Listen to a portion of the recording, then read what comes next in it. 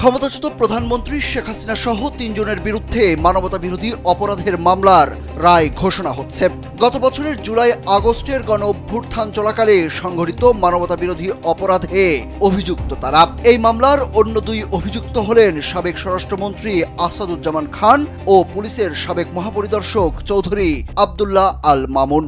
মোট 5টি অভিযোগে অভিযুক্ত 3 আসামির মধ্যে গ্রেপ্তার একমাত্র আসামি সাবেক আইজিপি মামুন রাজসাক্ষী হিসাবে এই মামলায় সাক্ষ্য ও জবানবন্দি দিয়েছেন।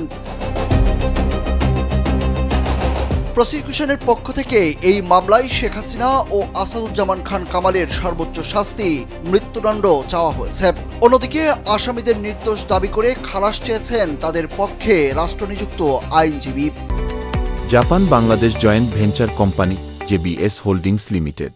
এছাড়া রাজসাক্ষী সাবেক আইজিপি চৌধুরী আব্দুল্লাহ আল মামুনের খালাস চেয়েছেন তার আইনজীবী। রায়টিকে ঘিরে সারা দেশে টানটান উত্তেজনা বিরাজ করছে। সাবেক এই প্রধানমন্ত্রী ও স্বরাষ্ট্রমন্ত্রীর বিরুদ্ধে কি রায় হতে যাচ্ছে সেটা জানতে মুখিয়ে আছে পুরো জাতি। এছাড়া বাংলাদেশের দিকে তাকিয়ে বিশ্বের অনেক মানুষও। জানা গেছে পূর্ব ঘোষিত তারিখ অনুযায়ী রায় ঘোষণার সব প্রস্তুতি এরই মধ্যে শেষ হয়েছে। বেলা 11টার দিকে বিচারপতি মোহাম্মদ গোলাম মর্তুজা মজুমদারের নেতৃত্বাধীন 3 সদস্যের আন্তর্জাতিক অপরাধ ট্রাইব্যুনাল 1 এই রায় ঘোষণা করবেন।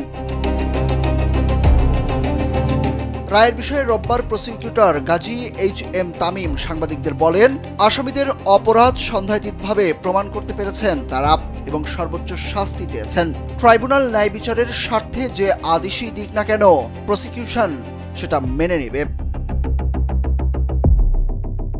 এদিকে ট্রাইব্যুনালের রায় ঘোষণার পর আবারও শেখ হাসিনার বিরুদ্ধে ইন্টারপোলের মাধ্যমে গ্রেপ্তারি পরোয়ানা জারির আবেদন করা হবে বলে জানিয়েছেন প্রসিকিউটর গাজী HM তামিম। সুরুজ আহমেদ, কালবেলা।